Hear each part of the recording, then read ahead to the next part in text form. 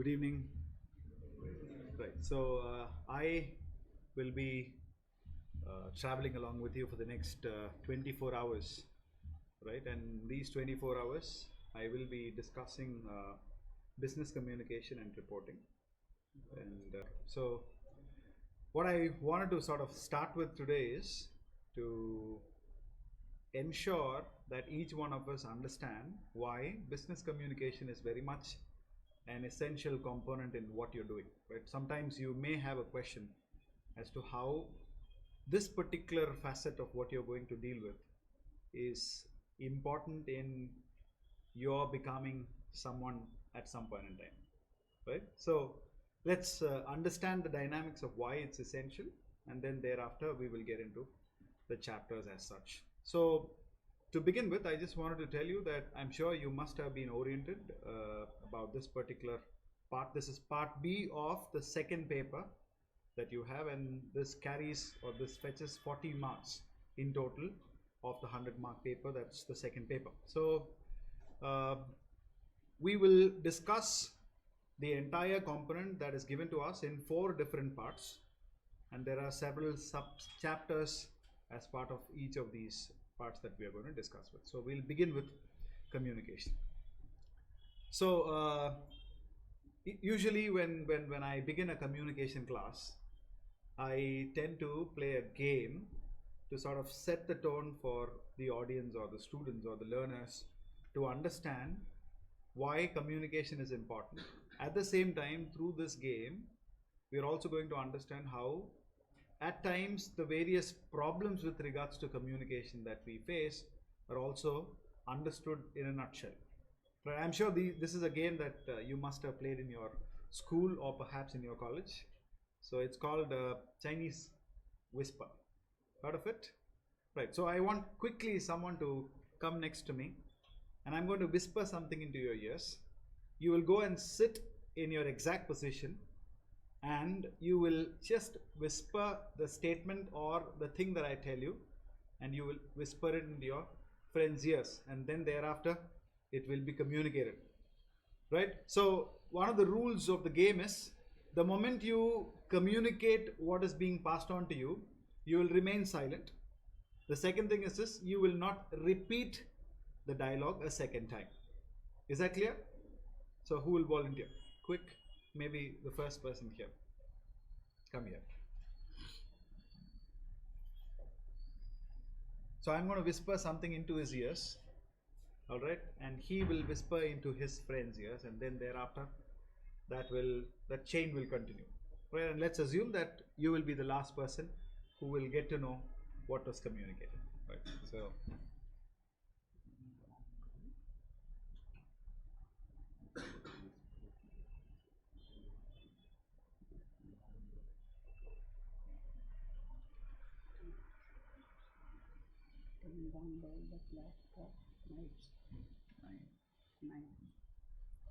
Yeah, you're supposed to whisper it. Sit, whisper into her ears.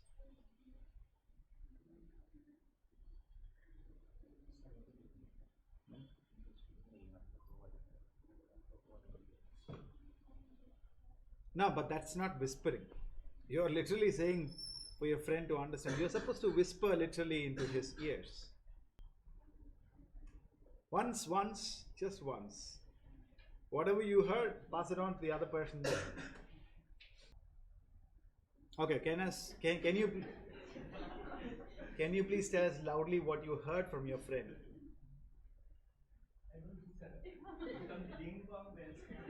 Ding? Ding dong bell. That's what you heard from your friend. Okay, fine. So what was told to you? Ding dong bell, the clock struck 9. Yeah. So ding dong bell, the clock struck 9 was what I had communicated with him. But then probably the last person seemed to have just understood just the first half of it. Okay. So keeping this as a cue, I want you to answer me what could be the reasons for this miscommunication, if at all we may call that way. Your answers. Whispering into others. Loud enough. You're not loud enough. Could that be a reason? Fine, I'll get back to you. Clarity in your communication, all right? Distraction, yes. What else could it be? Problem with, I wouldn't say problem with listening. There's something called as active listening. Perhaps you didn't actively listen to what was communicated to you. Fine. What else could be? Yes? You have something to offer? Right? Okay, so let's understand with whatever small little information that your friends passed. So to begin with, you said, what was your... Yeah, so at times there is a tendency that we may not necessarily understand what is being whispered into our ears. That could be one problem, right? So this could also be merged with the fact that there is an external noise, all right, combined with the fact that you're so excited as to know what was told to you, all right, and at the same time there is also a certain tentativeness that am I listening to it properly, and am I going to deliver this particular thing to my friend in the appropriate manner. So that is the first point that we need to keep in mind. What did you say? You said miscommunication. What was that? No, clarity. Clarity in speech, yes, of course. Let's understand that we are all Indians. And let's assume, or rather let's make it clear that English is not our mother tongue. English is another tongue which has become part and parcel of our everyday encounters, irrespective of whatever walk of life, that whatever work that you perform, it's essential for you to communicate in English. In fact, the alarming thing is that when you speak your own mother tongue or your own regional languages, there are a lot of words that you use in English because you don't necessarily know the original words for those words that you say. For example, most of us would have always said bus, right? So is there a word for bus in your own regional languages? Perhaps it could be, but we have never really used it because it's become easy for us to use the word bus. Similarly, there could be several such words. So having understood that English is not our mother tongue, it's another tongue that we have somehow sort of made sure that it is very much part and parcel of us, we are also trying to master it. Okay? So the problem here is, when your friend very rightly pointed out, the clarity in communication. There may be problems in clarity in communication because each of our pronunciation may be totally different from what the other person speaks. Right? Sometimes when you go to Britain, when you go to England, people speak the British accent. When you go to America, people use the American accent. But in India, we have different accents, if at all you may call so. Right? That's also because your own language perhaps may not have certain words, certain letters, certain syllables. There may be extra, and that's one of the reasons. For example, if I were to tell you, right, not in a very comic manner, but to understand, most Malayalis would say coffee and college instead of coffee and college, because that's very much part and parcel of their linguistic pattern. A Tamilian may not necessarily be able to pronounce the word sure very well because sure is not very much part of their alphabet. Right? So there could be several such ideas that you could derive from different languages. Right? I very well understand that, one of my friends who was a Bengali, and when I called him Abirup, he took offense for it because he said, I am not Obirup, I am Obirup, because Bengali has a set of words like that or a set of letters like that. So it's essential for us to understand that. At the same time, it's also necessary for us to communicate with a neutral accent. Now, how do you do that? That's over a period of time that you need to practice. Right? That's why somebody said, practice makes a man/woman perfect. Right? So you need to practice. Sachin Tendulkar did not score 100 centuries just like that. He practiced every day. He went into the routine and rigor, and that's why he was able to be a good batsman. Right? Similarly, there could be several such examples in different domain specific areas that you would look at. So these are things that you'll have to keep in mind. So that's the next one. The third one, of course, external noises. Most of our communication becomes miscommunicated because of external noises. There could also be reasons within you. You may not necessarily be in the right frame of mind, with the right frame of mind, and it's because of that you did not really listen to what was told to you carefully.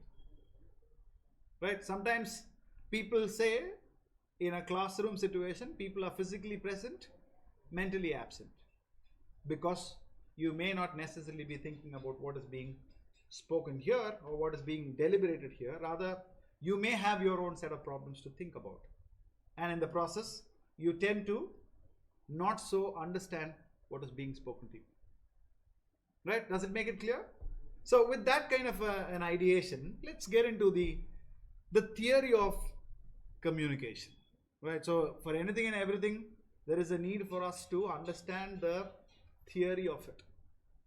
Right? So the word communication is from the Latin word communicare. Right? Meaning to say to share. To share what? What could be the things that you share? You share information, you share your opinions, you share your ideas, you share your feelings, and so many other things. Okay, so in this regard, you'll have to understand that you share. So when you say that communication is sharing, automatically it is imperative that there is a speaker who is actively speaking and there is a listener who is actively listening. And whatever is being communicated is the message. Right, so if you look at this particular diagram that I would want you to focus on, this is exactly what we are talking about. This is the process of communication. Now, what is the process of communication? That there is a sender. The sender is also called an encoder. An encoder, he encodes the message. And then the encoding takes place, the message being passed on through a channel. What are the different channels that you can think of? Your mobile phone is a channel. Television is a channel, right? You passing shit to your friend in a classroom is a channel, right? So this particular thing is also a channel where there is a communication that takes place. So channel, and then the receiver receives it, right? So he decodes. The decoding process takes place after having received the message that is being sent across. And then thereafter what happens? There is a feedback that is being sent through channel. It could be non-verbal. It could be verbal. Right? There are these are of two types. Okay, and then the channel once again goes to the person who sent the message. So it's a kind of a cycle. Right? So this is exactly what you need to understand. Perhaps there may be a 5-mark question on asking you to understand what the process of communication is. Right? I don't think in this particular examination you would have this, but there are instances where business communication is very much part and parcel of certain specific domains, and they ask you to elaborate upon each of those things. So it's essential for us to understand the process of communication. So once you understand this, then there is a need for us to also understand the two other things that are inside this. One is the barrier, second is the noise. All right, not every communication that is communicated need to be a proper message. Right? When do you call something a noise? When do you call something a noise? When it is disturbing, yes, you call it noise. Yes, thank you. What else? What else could you call a noise? Is it only that you get disturbed because of something and you call it a noise? When two or more people speak together. When two or more people speak together, it becomes noise. Of course, yes. Right. The best example that I can give you is your TV chat shows. Right? There are 10 people called as panelists, and then there is a particular topic that is given to you, and then there may be difference of opinion between one speaker and the other speaker, and speaker number one gets irritated by the point of view that is given by or offered by speaker number two, and there is a heated argument between them. One doesn't want to listen to the other, and in the process he or she also starts talking, and so this goes on forever, and automatically that is also considered to be noise and not necessarily a parallel communication. What else could it be noise? You don't want to listen to something, automatically it becomes noise.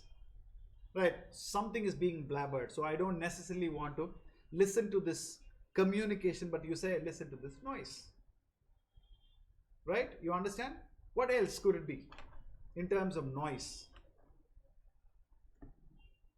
How many of you heard of this particular word called the gibberish? What is a gibberish?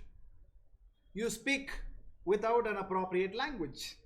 Right? Let me draw your attention to a particular story called Toba Tek Singh. Okay?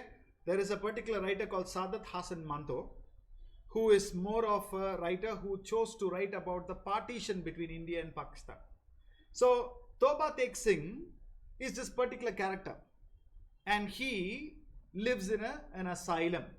This asylum is located in the borders of India and Pakistan, and there's a lot of turmoil within the people who are the inmates of this particular asylum, that they are not necessarily sure whether they will be sent to Pakistan or to India, or will they be allowed to stay in this particular place, Toba Tek Singh, which they are used to. Right? So Toba Tek Singh, he climbs up the tree and he speaks something without even some context. He utters certain gibberishes. So that's a gibberish. So when you listen to such gibberish which you don't necessarily understand, those things can also be called as noise. Sometimes you tell your friends, stop blabbering. That can also be noise. On the other hand, you should also understand that there are certain barriers. What could be the possible barriers in terms of communication?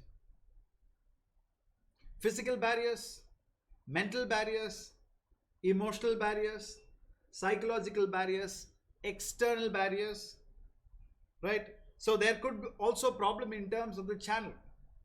Let's say, I come here and I ask you to read through a PPT slide, and suddenly there is some sort of a shakiness in that particular slide. Automatically, communication gets hampered there. So that's also one set of barrier when it comes to communication. Technical errors. Right, so, I don't know how many of you would have watched Doordarshan. Those who grew up before 1980s or after 1980s up until the 2000s. Doordarshan was the only thing. So suddenly there would be a kind of a transmission cut. So there would be lines and there would be a single beep sound that will go on forever. Now you get irritated. So that's also a barrier. Right, so these are different ways in which you understand barriers. So let's go on to the next one. What are the types of communication? Right, so if I may ask you a question, how is this important for us to understand each and everything that is presented to you? How is this important? Can you just, with your ideas, can you share with the class how is this important in your everyday life? All these things perhaps may be taught to you, may have been taught to you, right? Or these are things that you know, but not necessarily the theoretical part of it. So how is this important? How is this important? Is this going to be beneficial at all to you? Either a yes or a no answer. Yes. So you're forced to say a yes. That's what I get from your answers. If it's a willing yes, then it should be a willing yes. A very assertive, authoritative yes. But you're all very passive in your yes. Then I think I should understand perhaps you're still with this disbelief, or you're still contemplating, is it essential for me or not?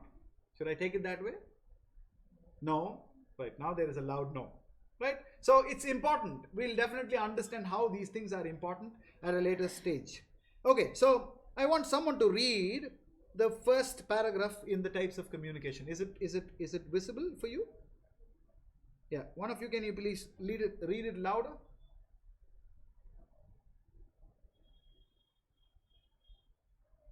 No one wants to read it. Okay, fine. I'll read it for you. I think you're all still right in your own comfort zone, which I'll definitely shake you from your comfort zone. A good understanding of the different types and styles of communication can enhance your personal and professional relationships, resolve any misunderstandings and misconceptions, and contribute to a successful business venture and a joyful personal life. So communication is very important even in your business orientations, in your business setups, right? If you want to meet a person and if you want to sell your product, if you want to have a business communication with somebody, of course, you need to have understood what business communication is all about, right? And it's not something that comes naturally. People may beg to differ to this particular idea, but then you also go through the grind.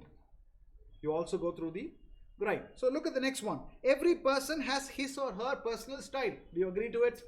Yes, of course. I'm sure in your schools, you may have imitated a particular teacher, right? Because the particular style of the teacher was something that was very attractive to you, or maybe you found funny with the person's communication, or with the way he, sort of responded, or with the way he spoke, or things like that.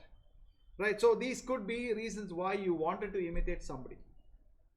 Okay, so personal style is very important. Interacting with others. In the process of communication, an individual uses manifold channels to convey the message. What are manifold channels that you use to communicate? Let's hear from you. One, of course, I did tell you that your SMS in the form of your phone is one channel. What are the other channels that you can think of? Email, yes, very good.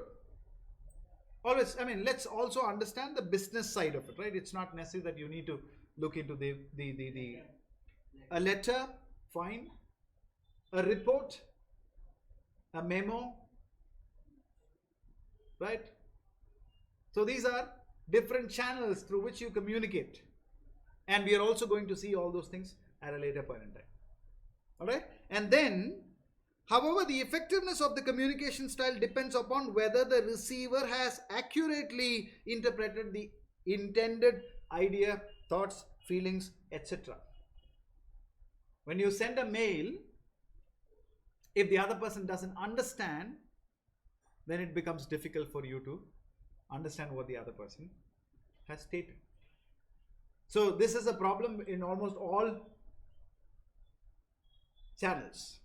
The second thing is this: we are also worried about the fact that we may not necessarily communicate appropriately, right? So the fear that English is another language.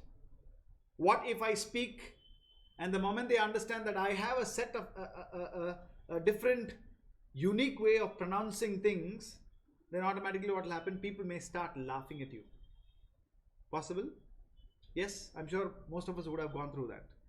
The moment you spoke some word, because it was not aptly communicated or aptly pronounced, your friends may have laughed at you. Okay? The second thing is you do not know whether the idea that you shared with them is right or wrong, because you're always debating about what is right and what is wrong.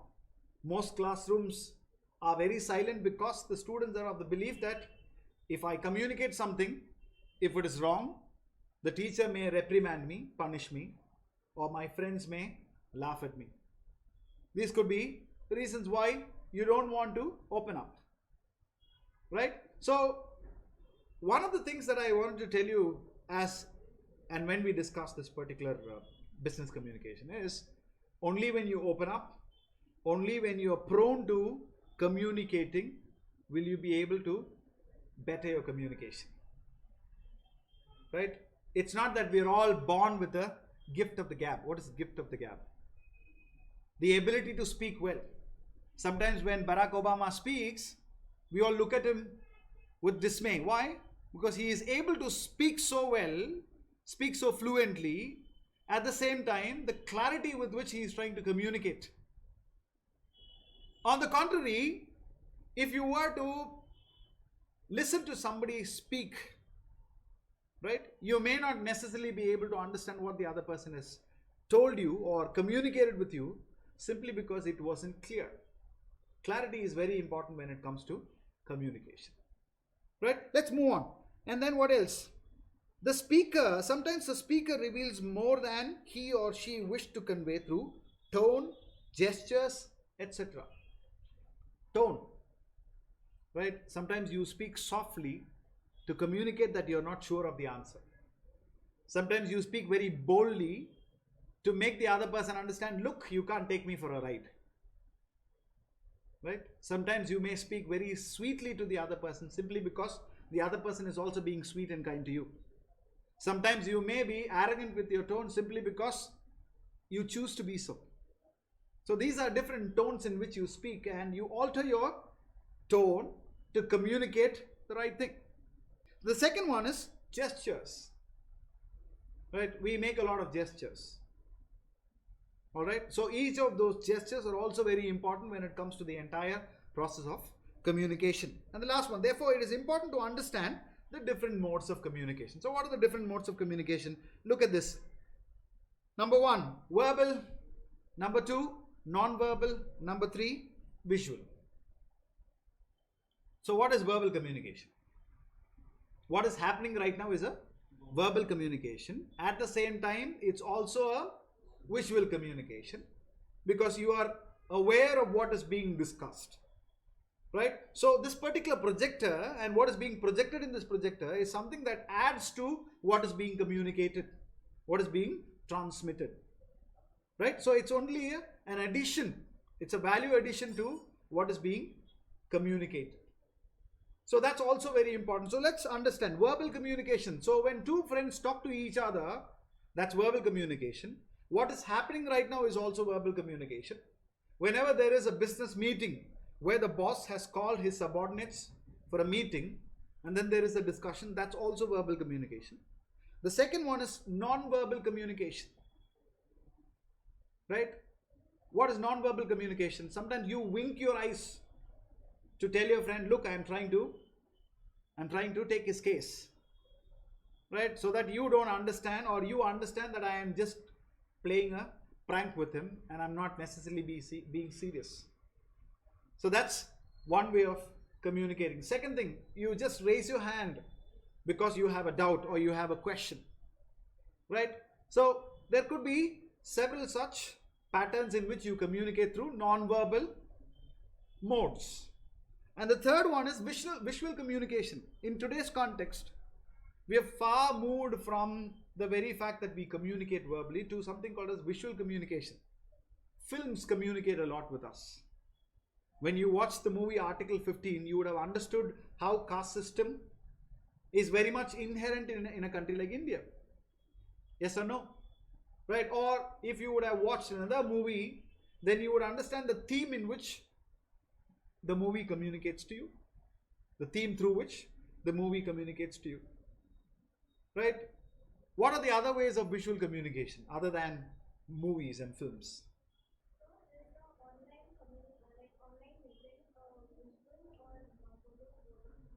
It is definitely visual, and it's also verbal in a sense, because when you communicate with somebody even by typing, when you write a mail, that's also verbal communication because you're using words. So that can also be perceived as verbal communication. At the same time, you can also call it visual. More often than not, films, documentaries, these are certain channels that you would always associate with when it comes to visual communication. Let's move on further. Formal and informal communication. How do you differentiate between formal and informal? Is there a difference in the language that you use when there is a formal utterance and when there is an informal or a casual utterance? Can you give me examples for it? It's totally different, right? I mean, in a country like India, yes, but not necessarily everywhere. right? Because Indians are trained to call your teachers as sir or ma'am or teacher, right? But that may not necessarily be the case. That may not necessarily be the case everywhere. Right? When you go to the West, sometimes people call professors by their names. They address them by their names and not necessarily call them sir every now and then. So it differs from place to place. But then there are certain things you don't necessarily go to a class and you sit and you address your teacher as dude. Right? That's a very informal communication that you use only for your friend or somebody who's close to you. Right? That doesn't mean that your teacher is not close to you, but the dynamics of the relationship between a teacher student and friend to a friend is totally different. Okay? So talking to your parents, is that formal or informal? Formal? How is that formal? Can you please explain? Semi-formal. Okay, how do you attribute semi-formality? Because we give respect to elders and they are our own people, so we can talk however we want. So it's a combination of formal and informal utterances. Do you agree to it? Yeah. Sometimes there is a saying that parents can be friends as well, but not with regards to everything. There are certain things that they keep a distance, or there are certain things that you keep a distance with your parents simply because you don't want them to know, right? Certain things. So that could be perceived in that particular way, right? Let's move on. Written communication. Letters. Somebody said letters, right? Are we familiar with how to go about writing a letter? Even now, sometimes there are small little tentativeness that we have as to what to use, where to put a comma, right? Where should I write the date? Is it after the from address or is it on the right corner? Right? What sort of a salutation, what sort of a body should I present in the content? Right? And then how do I close the letter?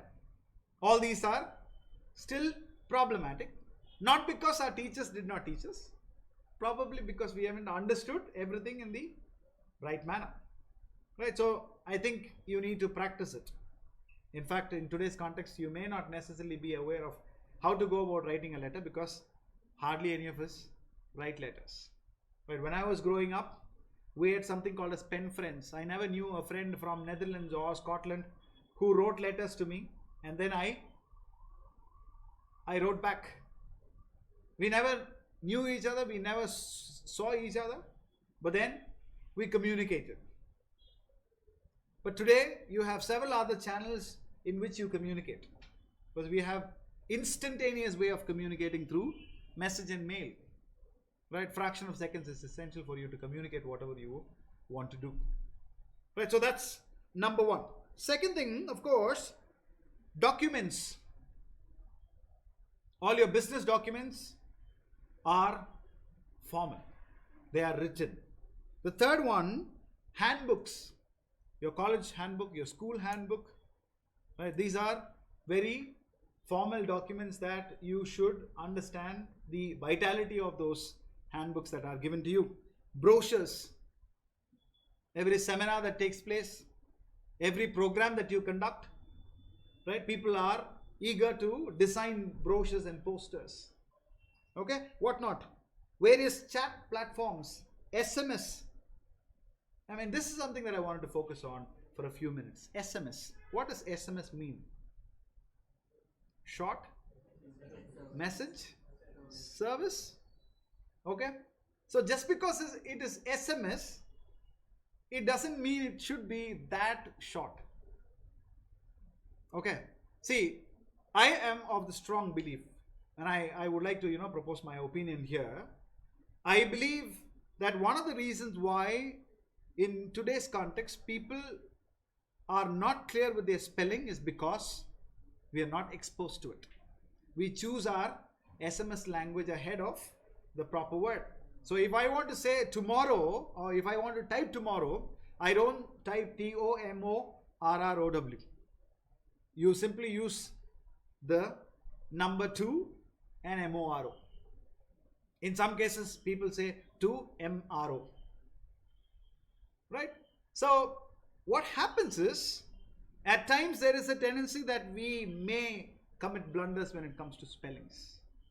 So, it's essential for us to understand that SMS is only to a certain extent. Alright, so that's also something that we need to understand. And any form of written interaction between people is written communication. Any form of written communication is very essential for us to understand. Next, look at this. Legal instructions and documents. Of course, this is one thing that you will definitely need to know. You should definitely know about it. Legal documents.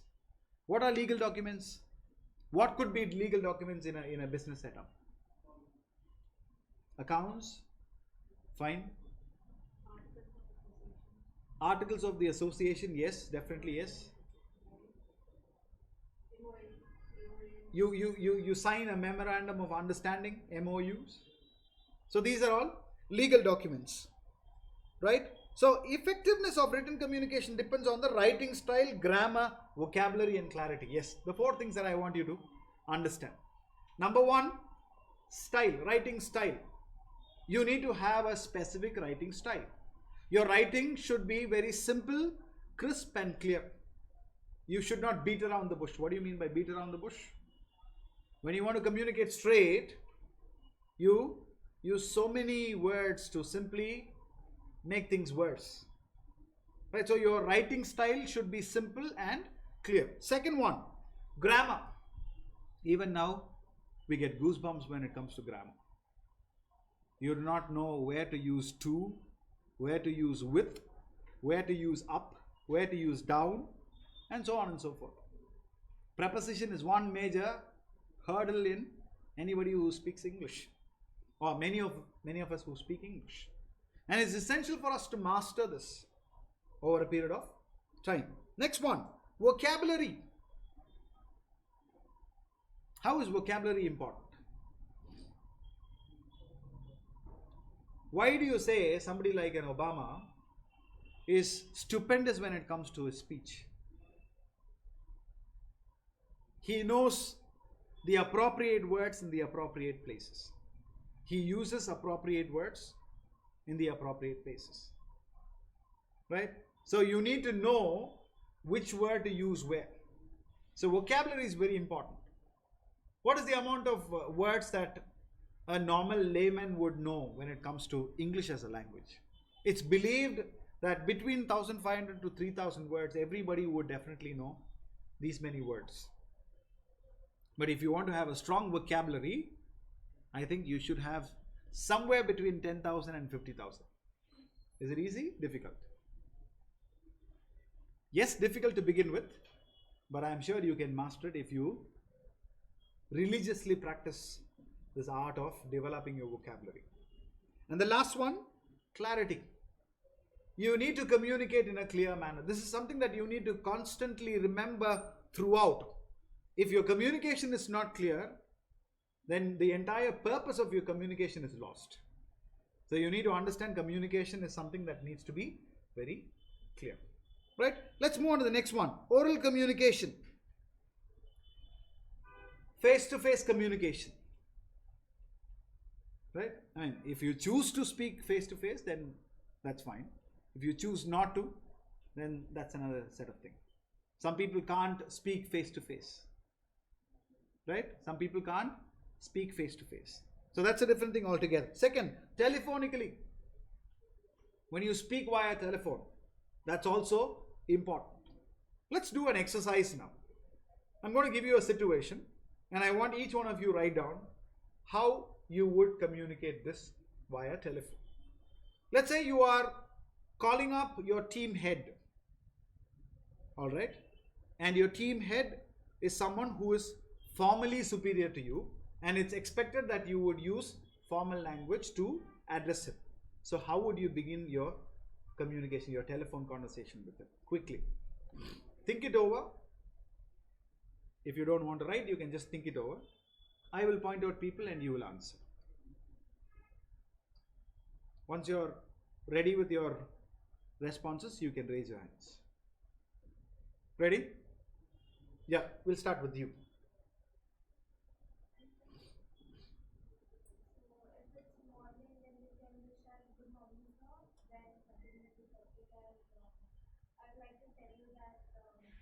Straight away after good morning, sir, you will say, I would like to tell you that.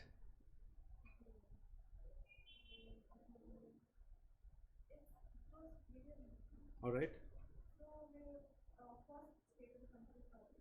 Okay.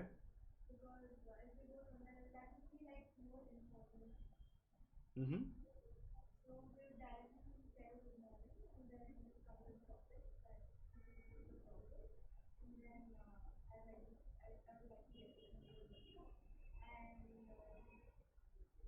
That's pretty much what you would think of, right? Fine. Good. Sit down. Yourself. You haven't thought about yourself?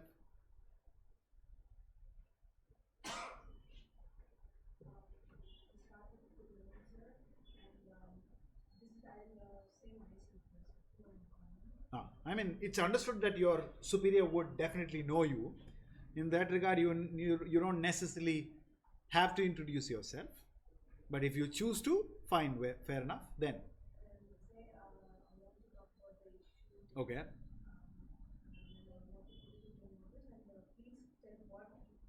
What is it that you would suggest for me to do it? Fine. Yourself? Yeah. First I'll start with good afternoon. Then I will address him about the problem. Then I will ask him the solution. All right, fine. I mean, almost all of us are on the same page. Okay, sit down, please. But it's always good to understand that there is a particular manner in which you communicate. For example, if I were to speak to my teacher, yeah. Absolutely right. That was something that I was about to say. Right. The first thing that you need to ask is, you are talking to your superior, right? And it's necessary, irrespective whether it's a superior or anybody for that matter. Right. I mean, whenever I communicate with Christopher, when I call him, I do ask him. The first thing is I wish him with whatever way I wish him, and then I'd ask him, is this the right time to communicate? Can I take 2 minutes of your time? Can I take 5 minutes of your time? Is this a good time to speak to you? Right? So that's always a very polite and gentle way of approaching a person. So automatically, you're trying to not necessarily impress the person for the sake of impression, but that is your demeanor. That becomes a standard over a period of time. Okay? So that's always important. The second thing that I want you to understand is, more often than not, you see all those business tycoons. They would always want to meet their associates during the mornings. Why? Because there is a belief that you're very fresh in the morning, right? And there is no stress or tension or whatever it is, and you can always have your business deals and communications in the morning, so that things will be fruitful. Right? So there is a right way in which you communicate. Okay, so that's one of the things that you'll have to keep in mind. So whenever you speak to a person, it's always something that you need to realize, that you are borrowing that particular person's time. So it's always better to ask them if this is the right time. Sometimes there may be people who are busy with their own work. Okay, so in that regard, perhaps if your boss or if your friend is busy, then they would say go ahead, or they would say, can I get back to you after some time? Right? And if the person did not get back to you, probably say 2 or 3 hours later, and if it's very important for you to get back to the person, nothing wrong, because there are possibilities that they may have forgotten in their busy schedule. So I want you to understand this in detail. Oral communication refers to communication through the spoken word, either face-to-face, telephonically, voice chat, video conferencing, or any other medium. Video conferencing. Right? I mean, some of you may have had interviews via Skype. You may have communicated with your boss via a WhatsApp call or a video call or something like that. Right? So that's also one of the things that we need to master. Okay, so these are things that you will have to understand. Effectiveness of oral communication depends on clear speech and the tone used by the speaker. Right? So that's why I told you, remember right in the beginning, the idea of clarity will somehow ring into your ears constantly when we are discussing, right, throughout this particular 24 hours of our class. Okay, so that's something that you should keep in mind. Speaking in too high or too low volume or too fast or slow can also impair communication. I don't know how many of you would have come across this particular person, the former Indian cricket captain Mohammad Azharuddin. Right?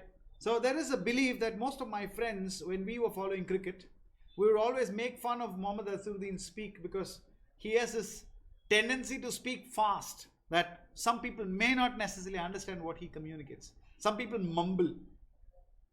Right? Some people have the tendency of mumbling. Some people speak fast. Right? Have you ever noticed this? Why is it that most Indians, perhaps to begin with, will always have problems watching Hollywood movies? Because the problem that most of us would say is there are no subtitles and I cannot follow the dialogues easily because they are speaking very fast. Right? So this is something that I'm sure almost everybody would have definitely come across at some point in time or face this particular issue. But then later on, over a period of time, when you get used to it, you become adept in watching a Hollywood movie. Right? That's one thing that you will have to understand. Speak too slow. What will happen? The audience will sleep off. You take 2 to 3 minutes to speak one word and then you give a gap. People will be bored and they will sleep away to glory. So you need to be very careful at what pace you must communicate and you must talk. That's something that you will have to think about. Next one. Even non-verbal communication such as body language and visual cues affect the quality of interaction among individuals or group. So let's say there is a communication that is taking place and suddenly say one person is trying to seek the attention of the other person by certain non-verbal cues. And let's say somebody else has seen that. Automatically the communication becomes impaired because you get distracted of what is happening there. Right, so that's also something that we need to understand in the process of getting to know all these things. Now look at this very important thing. Verbal communication is the easiest, fastest and the most successful form of communication. But unfortunately, what does it say? Yet surprisingly, according to research, it comprises of only 7% of all human communication. Whereas 93% is what? Is what? Written. Okay, but that's the most, what does it say? Successful form of communication. Okay, which we use it very minimally. Let's move on to the next one. Non-verbal communication. When it comes to non-verbal communication, there are 4 different things that one needs to understand. I mean, I want you to understand this very clearly, right? Even if I take more time, that's fine, but I want you to understand. And at times, when you feel that there is a doubt, you would always, you're welcome to put your hands up and I would take questions whenever you have doubts. Right? So don't simply remain silent there if you don't understand. I would definitely encourage you to ask questions. Right? So non-verbal communication is a process of communicating by sending and receiving wordless messages. I told you, winking of an eye. Right? Or sometimes if you want to call somebody, rather than saying come here, you use your hands. Alright? Or if you want to point at something, you use your fingers. These are all non-verbal cues. These messages can aid verbal communication, convey thoughts and feelings contrary to the spoken words, or express ideas and emotions on their own. The best example is mime. Right? Mime doesn't communicate through language. It's only through actions that they perform it for a period of 7 to 8 minutes. So how do you understand what is the theme that is being depicted in that particular mime? Probably with the background score, with the actions, and with certain non-verbal cues, you understand a mind. That's the best example for understanding non-verbal pattern.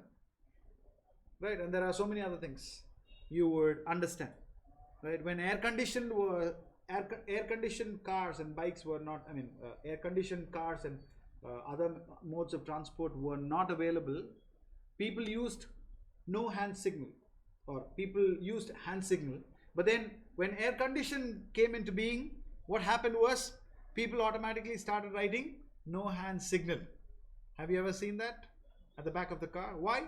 Because everything is automatic. All right, everything is machine based.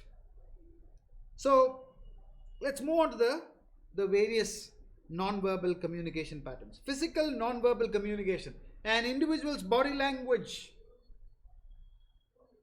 Right, sometimes people say when you put your hands into your pocket, it shows signs of nervousness. Have you heard people say that? You're not confident of what you're speaking. When you don't have eye contact to your audience, then they would understand that you're not necessarily confident of what you're speaking. Right? Sometimes when a teacher asks you a question, you suddenly stand up, you look there as though the answers are going to come from that particular place. That's because you're not necessarily confident. So these are certain non-verbal cues that you're trying to communicate by saying, look, I'm not confident of speaking such a thing. Right? That's the first thing. Second one, stance. Right? Your stance is also very important. Imagine a situation where you're presenting something in class. Okay? And you're expected to stand in a particular position, in a frozen position, and you're supposed to address your audience. But you simply stand in a particular awkward manner, people may not necessarily like it because it's bound to be formal and official. So your stance is important. Next one, gestures. Of course, that we've discussed that a little earlier. Tone of voice, touch, and other physical signals. Right, touch is very important. Right, the technical term that we use for touch is tactile. Touch is very important. Touch is also the most sensitive organ. Have you ever seen a cow giving birth to a calf?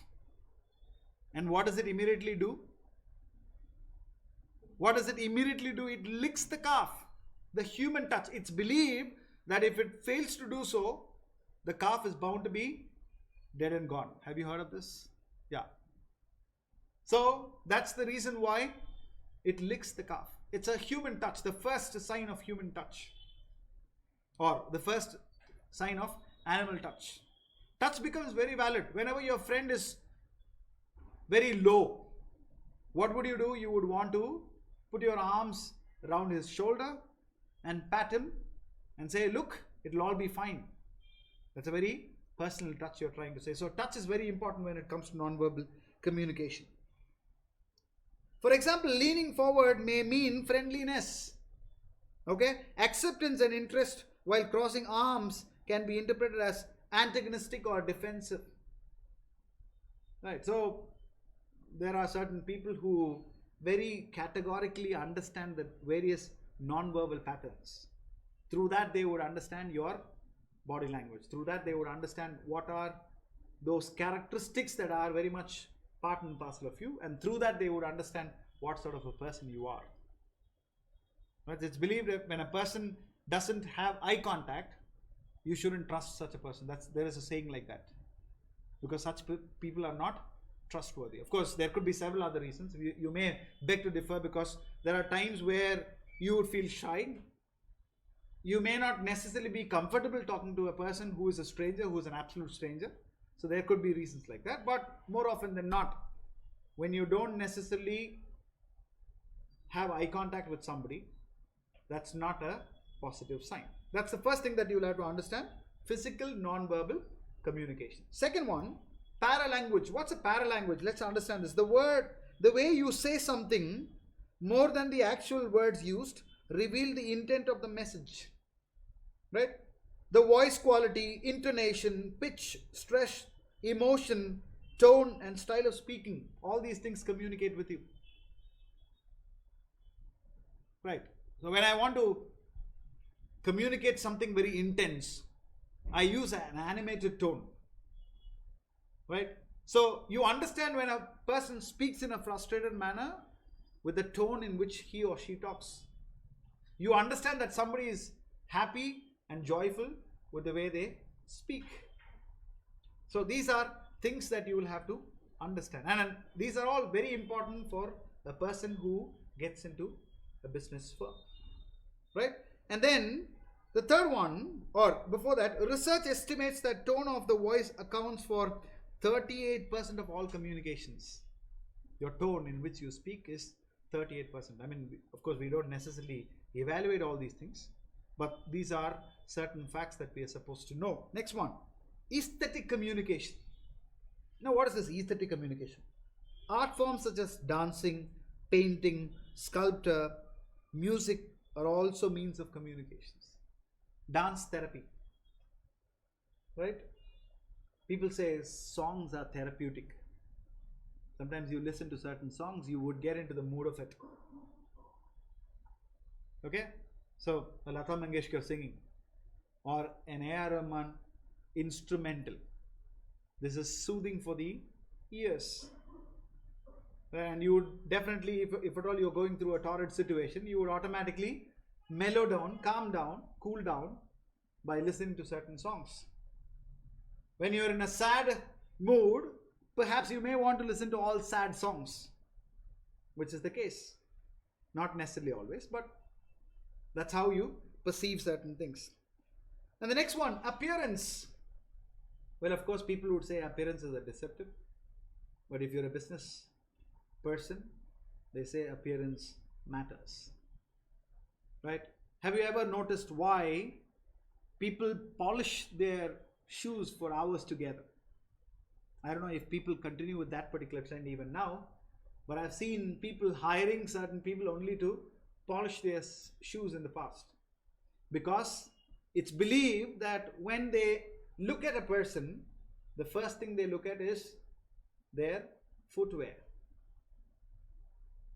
Right? Imagine a situation, a teacher comes to the class, right? Very unkempt, right? And not iron clothes, wearing a bathroom slipper. At times you may want to think, is it essential for me to sit in class or should I leave the class? Because they believe appearance is very important, right? We are made to believe that appearance is everything. Look at this. Appearance is usually the first thing noticed about a person. Do you agree to it? Do you agree to it? Yes, definitely yes. All of us must agree to it. A well-dressed and groomed person is presumed to be organized and methodical. Not necessarily always, right? Because in today's context, it's believed that if you are a business person or if you're a person who is an official, you're supposed to be clean shaven, right? So that's not necessarily appropriate, because there are people who also know how to groom their beards and keep it appropriately, right? So these are certain things that people come up with. May be true, may not be true, or it could be a kind of a one-off situation where a person who is unkempt and not necessarily groomed may not necessarily be methodical, and because of it you make it an absolute for everybody. You generalize it. You don't look at specific instances. At the same time, probably all people who are clean shaven and neatly dressed may be necessarily methodical. So it depends upon the situation, right? So these are things that you'll have to understand. Next one, look at this. Whereas a sloppy or a shabby person fails to make a favorable impression. That I was just thinking on the way. I traveled almost 12 hours in the morning. I started my journey at 5:15 in the morning, right? And I was supposed to reach here exactly at around say 4:15 or so. But then because of the traffic and stuff, I had to reach here an hour late. So 12 hours of journey, and almost 10 hours of my journey got over, and suddenly I look at my mobile phone. I was looking at my face with my mobile phone. I thought, okay, I'm going in a very unkempt manner. Will my students even listen to me looking at this kind of a demeanor? Because at times you also want to be presentable, isn't it? Right? See, whenever there is a car parked, you could see almost all boys, right, combing their hair, because for them it matters. And in today's context, everybody, irrespective of male or female, we tend to present ourselves better. All right, so that's something that you need to remember. Therefore, dressing appropriately in all formal interactions is emphasized. Certain sectors tell you this is your uniform, right? If you are an air hostess, there is a uniform for you. If you're a pilot, there is a uniform for you, right? If you're a teacher, you're expected to come in formal clothes. In certain organizations, women are made to wear saris because they believe that's a formal Indian attire, right? So it differs from place to place, but then formality is something that's very much fixed on almost all counts. The dress code in office is generally formal. It constitutes of formal suits, trousers with plain white or light colored shirts and leather shoes, more often than not. Bright colors, jeans, t-shirts, especially with slogans and other informal wear, are frowned upon. You don't necessarily wear bright clothes, right? Bright colors are avoided, right? Unless you definitely want to send across a message, right, by wearing a bright color. Okay, next one, symbols such as religious status or ego building symbols are also very important, right? Sometimes you don't necessarily know whether a person is a Christian or a Muslim or a Hindu or a Parsi or a Jain or a Buddhist or whatever it is. But the small little symbols that they perform makes you understand they are of the belief of a particular religion. But sometimes people also, right, miscommunicate with their symbols. For example, I remember one of the Indian fast bowlers at some point in time was Srisanth from Kerala. After every delivery, he used to go back to his, right, starting point, and he would do a symbol. And most people would say, look, here is a person and I think he is converted to Christianity and that's why he is doing that. Not necessary. Probably there are certain characteristics that people have imbibed over a period of time, and that's why they use certain symbols. And it's not necessarily that you need to generalize that they are trying to depict something or the other, right? And in an Indian setup, almost everybody who wears a bindi is perceived to be a Hindu. Not necessarily, right? Times have changed. People have also changed with regards to your ideation. Visual communication through visual aids such as signs, typography, drawing, graphic design, illustration, color, and other electronic resources usually reinforce written communication. Sometimes it may replace written communication altogether. Visual communication is a powerful medium. It is the reason that the print and audiovisual media makes effective use of visuals to convey their message. Visuals like graphs, pie charts, and other diagrammatic presentations convey clearly and concisely a great deal of information. Right, so visual communication is very important. It communicates even better than your oral communication. Right, and that's why the visuals are always appeasing to the eyes, isn't it? If I were to ask you to read a novel, and if there is a movie that is made out of the same novel, which one would you choose? You would definitely choose a movie. Why? Because it's easy, right? It's accessible, and these visuals would also make you understand the plot better, the characterization better, the themes better, right? So that's why visual communication is also a very integral part of your communication in the present scenario. Can we take a break of 5 minutes?